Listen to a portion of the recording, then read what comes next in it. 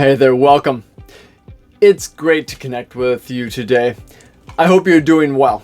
Now, I want to take today to discuss a few important updates and changes that are going to be impacting not only the investment front, but also really the financial planning that we're going to be doing moving forward. So let's dive right into those details. Economic and stock market risks. First off, I want to talk about the current economic landscape and how it could affect your investments.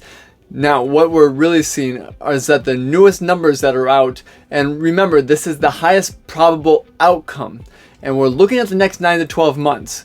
But what we're starting to see is that the economy will be oscillating back and forth between a lead 4 and a lead 3 stage. Again, for the next about 9 to 12 months is what we're seeing right now. Remember, a lead 3 stage is characterized by slowing growth and increasing inflation, while the lead 4 stage actually is not too far off with the slowing growth, but we see a slowing of inflation.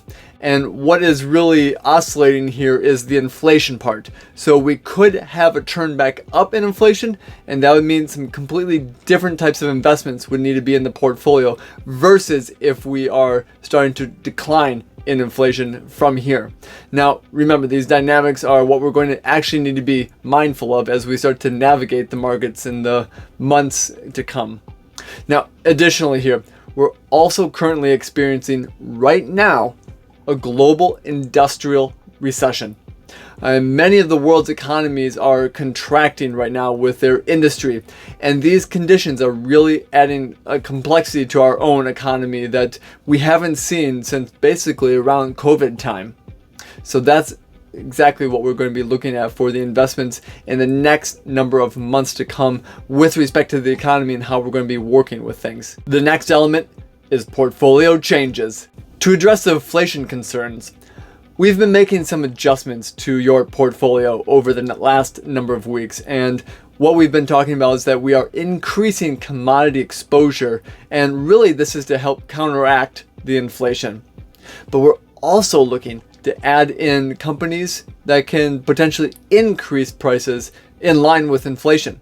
So one area that we have been talking about is healthcare. And that seems like a promising sector to go forward because they do have the ability to raise their prices with inflation. But we are not ready to add that in quite yet. So we will know when the timing is right just by when we get some of those signals, and we'll be adding those in over time. But rest assured that we really are going to be taking a look at not only those investments, but the others that are out there. And we're going to be keeping a close eye on the only other investment that I haven't talked about today. Bonds. Last week I had mentioned that bonds were not a good place to be and we needed to be avoiding them, and it really is holding true. Now, what has really happened, and I did not mention this as part of the economic landscape, but we had a downgrading of our debt, the US debt, this week. And because of that, obviously the prices are going down because they're not as sought after as what they once were. So that means that we need to be avoiding bonds in the near term and letting this whole kind of mess play out. But bonds are a crucial role to the strategy, and we will start adding them back in again when the time is right. The third element, wealth management and advanced planning. Now we're going to take a little bit of time off of the advanced planning, but let's talk more about the wealth management aspect, and especially the investments and the merger that's happening between TD Ameritrade and Schwab. Now, we've been highlighting some of these important changes that are happening, and this is a finalization that has been happening basically with the merger for the last number of years. There's many elements about the TD Ameritrade and Schwab merger that we have been talking about over the last couple of weeks and months. But this has been something that is 4 years in the making. And what we're starting to see now is that the merger is being finalized. So TD Ameritrade will be merging with Schwab, and you should have been receiving some information about that. So this merger is being finalized right now. And we're just 1 month away from this transition. So here's some of the additional things that you need to know right now. We're about 28 days roughly before the transition weekend.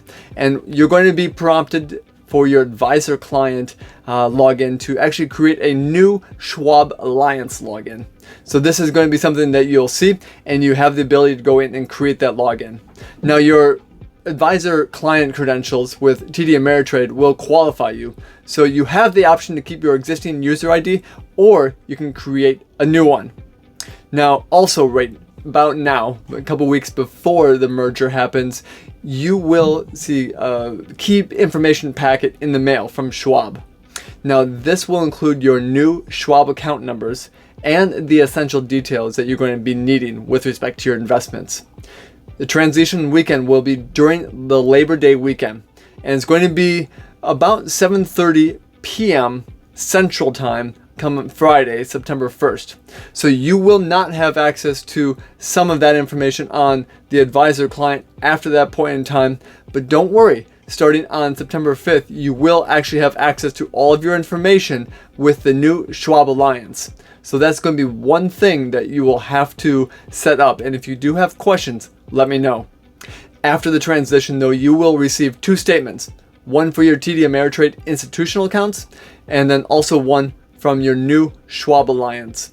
Now this is going to show a $0 balance on the TD Ameritrade, and then the new Schwab account will show the new balance as it's transferred in. So again, if you do have questions about this, let me know.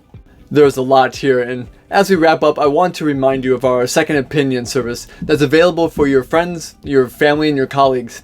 Now, if you know someone who would benefit from a fresh look at their investment plan, their wealth plan, please let us know. We'd be more than happy to meet with them and give them a second opinion on the valuable advice that they're receiving for their wealth plan. There's always a lot going on. Feel free to reach out as you have any questions.